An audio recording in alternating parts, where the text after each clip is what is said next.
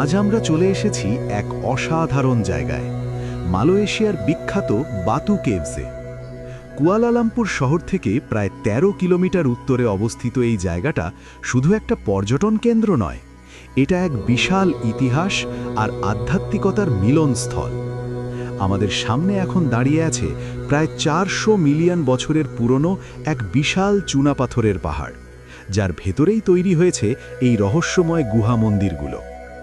ওপরে উঠতেই চারপাশে বিশাল বিশাল পাথরের দেয়াল, আর তার মাঝে আলো দিয়ে সাজানো দেবদেবীর প্রতিমা।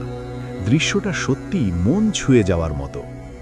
এখানে দাঁড়ালে মনে হয় যেন প্রকৃতি নিজেই একটা শিল্পকর্ম তৈরি করেছে। প্রতিটা গুহার ভেতরে লুকিয়ে আছে শত শত বছরের ইতিহাস। কোথাও ধূপের গন্ধ, কোথাও মৃদু ঘণ্টার শব্দ। পুরো পরিবেশ জুড়ে এক ধরনের অদ্ভুত শান্তি কাজ করে। আমাদের সুবাসদা ঘুরে ঘুরে প্রতিটা দৃশ্য উপভোগ করছে, আর আমরাও তার সাথে সাথে আবিষ্কার করছি এই জায়গার সৌন্দর্য আর মাহাত্ম্য।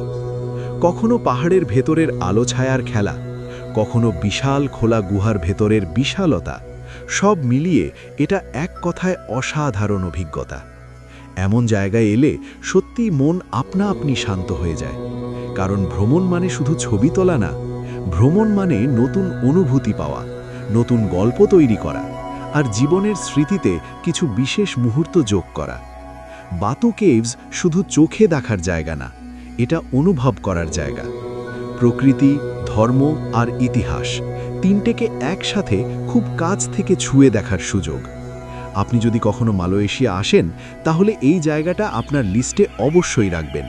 কারণ এখানে এলে শুধু একটা ভ্রমণ হবে না, হবে জীবনের এক অসাধারণ অভিজ্ঞতা। আমাদের আজকের এই সুন্দর যাত্রা এখানেই শেষ করছি। নতুন জায়গা, নতুন গল্প নিয়ে আবার দেখা হবে খুব শিগগিরই। ততক্ষণ পর্যন্ত ভালো থাকুন আর ঘুরে বেড়ান মন ভরে।